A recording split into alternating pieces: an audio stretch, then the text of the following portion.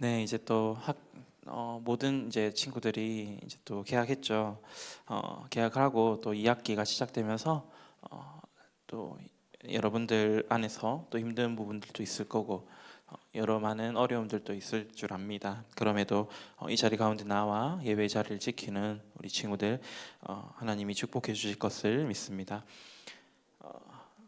오늘은 이제 본문 말씀을 우리 함께 펴놓고 같이 함께 살펴보도록 하려고 합니다. 여러분 교회에서 누가 전도사님과 가장 친할까 이런 혹시 생각해 본 적 있으세요? 그런 생각 안 해보셨어요? 제가 전도사님이랑 친해서 전도사님이 저 친구만 좀 예뻐하는 것 같고 저 친구만 좋아하는 것 같고 뭐 이런 생각, 아니면 이제 학교에서도 이제 담임 선생님과 좀 가까워 보이는 그런 친구들 있죠. 그런 친구들 보면은 여러분 어떤 생각을 하세요? 혹은 왜 그들이 친해 보이고 그들이 친하게 지내는 그런 모습들을 어, 생각해 보시나요? 우리가 잘 알다시피 친한 관계에 있으면 분명한 장점이 있습니다. 여러 가지 이익이 있을 수 있겠죠. 그래서 우리는 무의식 중에 나는 누구누구 편, 누구누구 편 이렇게 서로 편가르기를 하기도 해요. 학교에서도, 교회에서도, 집에서도. 우리가 살아가고 있는 모든 곳에서 우리는 무의식 중에 서로 편가르기를 하면서 살아가고 있다는 것입니다. 오늘의 본문은 이 고린도 교회의 분쟁에 대해서 이야기하고 있습니다. 고린도 교회는 이 편지를 기록한 바울이 세운 교회예요. 그런데 바울이 고린도 교회를 세우고 그 고린도 지역에서 교회에서 열심히 사역을 하다가 다른 지역으로 이제 떠나갔죠. 전도 여행을 위해서. 그 이후에 이제 그 안에서 분열이 일어났어요. 어떤 분열이었는가? 그들은 각각 바울과 아볼로와 게바와 그리스도파라고 하는 자신들의 그룹을 만들었어요. 편 가르기를 하였죠. 이 소식이 이제 전도 여행을 떠나갔던 멀리 있는 바울에게도 전해졌습니다. 그리고 바울은 그들에게 이 편지를 쓰게 됩니다. 바울은 처음부터 직설적으로 이야기하고 있습니다. 우리 고린도전서 1장 10절 말씀을 한번 읽어보도록 할까요? 우리 한 목소리로 고린도전서 1장 10절 말씀 함께 읽겠습니다. 시작. 너희를 권하노니 모두가 같은 말을 하고 너희 가운데 분쟁이 없이 같은 마음과 같은 뜻으로 온전히 합하라. 바울은 모두가 같은 말을 하고 너희 가운데 분쟁이 없이 같은 마음과 같은 뜻으로 합하라. 화해하고 서로 평화롭게 지내라. 이 이야기를 하고 있어요. 왜일까요? 그 이유는 앞서 이야기했던 것처럼 글로에라고 하는 믿을 만한 사람의 그 집안에 있는 이야기, 집안에서 들려오는 이야기들을 들었기 때문이에요. 이미 그 고린도 지역의 사람들 가운데는 분쟁의 소지가 있다, 서로 다툼이 있다라는 이야기를 믿을 만한 사람에게 들었기 때문입니다. 그리고 바울은 그들의 분쟁의 내용에 대해서도 정확하게 알고 있었습니다. 고린도전서 1장 12절 제가 읽습니다.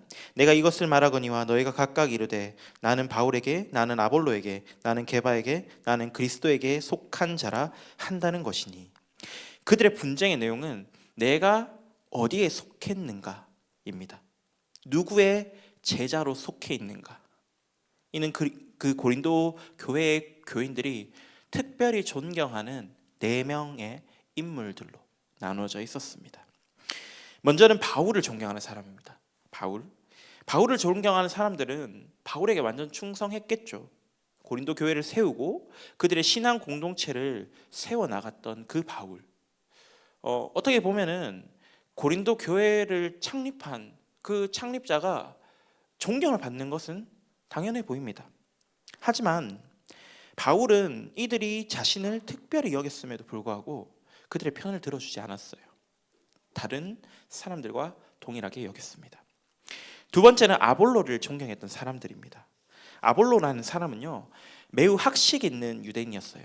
지금 말로 하면은 똑똑한 학자였습니다. 똑똑한 사람이었으니까 말씀도 잘 알고 성경에 대해서도 잘 알고 그랬겠죠. 고린도 교회를 바울이 세우고 갔는데 이제 바울이 떠났으니 누가 말씀을 가르쳐 주지? 그때 갑자기 혜성같이 나타난 그런 사람이 아볼로였던 거죠. 세 번째는 이 게바를 존경하는 사람들입니다. 게바는요, 우리가 잘 알고 있는 베드로의 다른 이름입니다. 베드로는 예수님의 어떤 사람이었습니까? 어떤 제자였습니까? 첫째 가는 제자였죠. 수제자였죠. 그래서 고린도 교회 사람들 중에 일부분은 이 베드로를 가장 권위 있는 사람으로 생각했을 수 있어요. 아니, 사실 바울은 예수님이 뽑은 12 제자도 아니고 그저 지금까지 우리들을 핍박하며 지내다가 갑자기 마음을 바꾼 사람인데, 그보다는 뭔가 전통 있는 예수님의 수제자, 12 제자들 중에 그 특별한 수제자, 그를 가장 권위 있게 생각했을 것입니다. 그리고 마지막은 그리스도를 존경하는 사람들이 있었습니다. 교회가 예수님을 그리스도로 믿는 공동체죠. 여러분들도 그렇게 믿으시며 또 그렇게 신앙생활하고 계시죠? 그러니 그리스도를 존경하는 사람들의 그 의견, 그들의 생각은 당연한 것 같습니다. 그게 맞는 것 같아요. 하지만 이들은 인간 지도자, 예를 들면 이 바울이나 아볼로, 이런 사람들을 인정하지 않았어요. 오히려 그들을 깎아내렸다는 것입니다.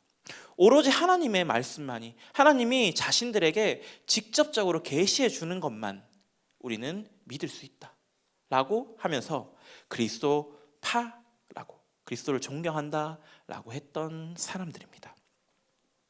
이렇게 그 고린도 교회에는 네 부류의 사람들이 있었어요. 존경하는 사람들이 네 부류나 존재했다라는 것입니다. 그들은 자신들이 존경하는 지도자를 내세웠습니다. 그리고는 자신들이 존경하는 지도자가 아니라면, 예를 들어 내가 바울을 존경하는데 내 옆에 있는 친구가 아볼로를 존경한대, 누군가는 게바를 존경한대, 그러면 그 게바를 존경하거나 아볼로를 존경하는 사람을 깎아내리는 거예요. 비판하는 거예요. 아니, 당연히 바울이 최고지 하면서 그들의 의견, 그들의 생각들을 비난하고 비판하며 서로 나를 세우고 살아갔다라는 것입니다. 우리도 이런 모습들 혹시나 가지고 있지는 않습니까? 친구들 사이에서 우리가 서로, 아까 처음에도 이야기했지만, 편가르기를 한다면 누군가는 조금 더 예쁜 친구, 누군가는 조금 더 공부를 잘하는 친구들, 또 누군가는 소위 말해서 잘 나간다라고 하는 친구들, 그런 친구들끼리 학교에서나 교회에서 편을 갈라서, 편을 가르진 않지만 그들끼리 어울려 다니고 모여 있으면 우리가 그들을 시기하거나 질투하거나 혹은 그 모습 자체가 불편함으로 다가가지는 않습니까? 이런 고린도 교회의 교인들에게 바울은 이 세 가지의 물음을 합니다. 우리 고린도전서 1장 13절에 나오는 세 가지 물음을 한번 살펴보겠습니다. 고린도전서 1장 13절 말씀 우리 한 목소리를 함께 읽어보겠습니다. 시작. 그리스도께서 어찌 나뉘었느냐? 바울이 너희를 위하여 십자가에 못 박혔으며 바울의 이름으로 너희가 세례를 받았느냐? 먼저 바울은 그리스도가 나뉘었느냐? 라고 질문합니다. 그리스도께서 어떻게 나눠 있냐라는 이 바울의 질문은, 우리는 한 공동체고 그리스도를 우리의 머리 삼아 있는 하나의 몸인데, 우리가 어떻게 서로 분열하며 서로를 시기하며 다투고 있는가 라고 말하는 거예요. 단순히 그리스도가 어찌 나누었는가 라는 질문이 아니라, 그 질문의 속에는 너희가 지금 그렇게 서로 간에 싸우고 있는 것, 하나님 안에서 한 공동체를 이뤄야 할 너희 고린도 교회가 서로 다투고 있는 것이 정말 맞는가? 그게 어찌 그리스도께서 보이신 일인가? 라는 이야기를 하는 거예요. 바울이 너희를 위하여 십자가에 못 박혔는가? 라는 이 두 번째 질문은 자신들의 죄를 위해 십자가에 달려 죽으신 그리스도를 떠올리게 됩니다. 어떤 인간 지도자도 그들의 죄를 대신할 수는 없죠.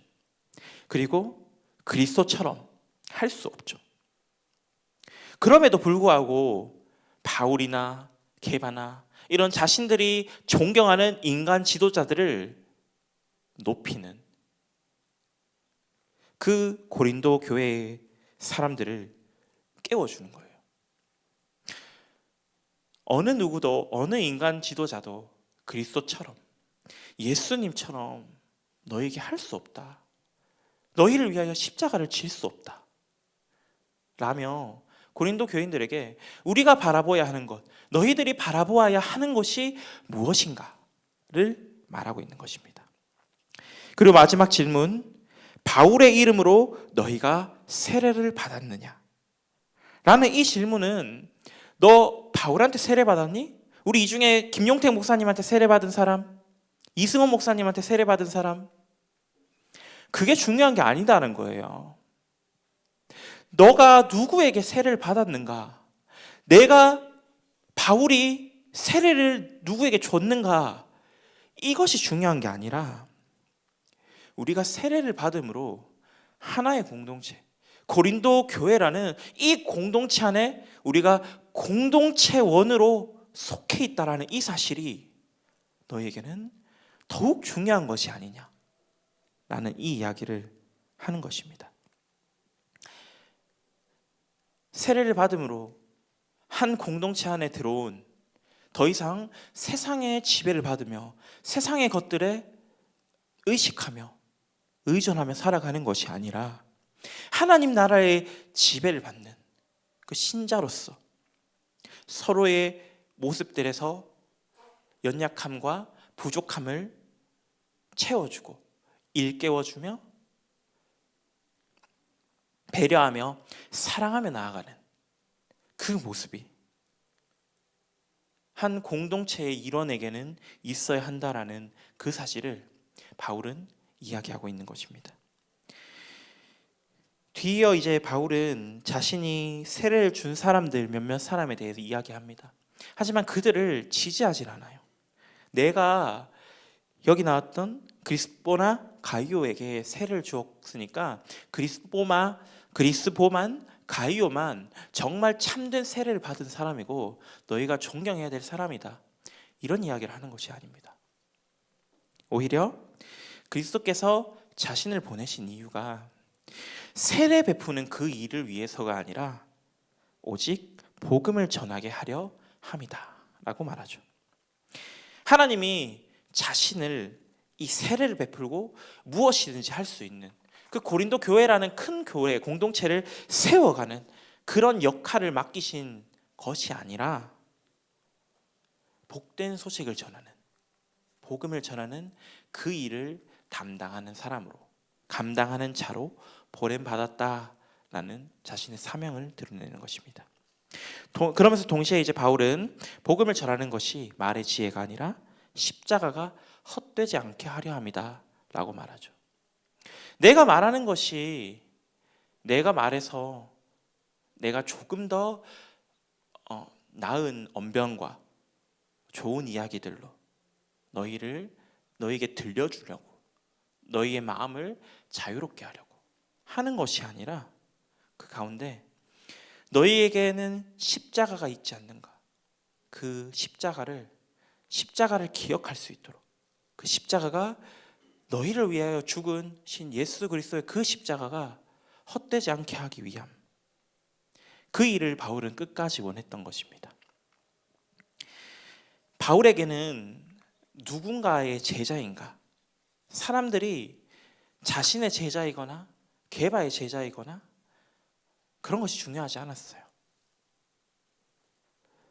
많은 사람들이 궁금했겠죠. 우리 교회가 바울파도 있고 아볼로파도 있고 한데 정말 그 고린도 교회를 세운 바울은 누구를 지지할까? 자신의 어떻게 보면 후임처럼 보이는 사람은 누구일까? 많은 사람들이 궁금했을 수 있죠. 하지만 바울은 그런 사람들을, 그런 인간 지도자들을 바라보는 것이 아닙니다. 오히려 그리스도의 십자가에서 죽으신 예수 그리스도의 희생만을 바라보았다라는 것입니다. 이 십자가가 무엇입니까? 바로 인간의 모든 죄의 문제를 해결하여 주고 보잘것없는 우리를 하나님의 자녀로 삼아주는 그런 능력이 있는 것입니다. 누군가에게 배우고 누군가의 설교를 듣고 누군가의 제자로 살아가는 것, 그것이 누구에게서 왔는가, 그게 중요한 게 아니라 그 메시지, 그 이야기들, 그 상황들 속에 담겨있는 우리를 위해 죽임당하신 예수 그리스도의 그 희생, 그 십자가의 의미를 바르게 깨닫는 것이 바울에게는 가장 중요했던 것입니다. 이것이 바로 바울이 말하는 복음이면서 고린도 교회가 잊고 살았던, 그들이 놓치고 있었던 복음이었던 것입니다. 이제 말씀을 정리하겠습니다. 누가 더 전도사님과 친한가? 누가 더 목사님과 친한가? 교회에서 눈에 띄어 보이며 또 학교에서도 담임 선생님의 총애를 얼마나 많이 받는가? 이런 게 우리의 자소서라든지 학년 평가, 장학금, 이런 세상의 것들을 결정하죠. 세상은 누군가의 총애를 받는지, 누군가에 속해 있는지, 이런 편을 갈라놓은 것이 중요한 것처럼 보이고 때로는 불공평해 보이기도 합니다.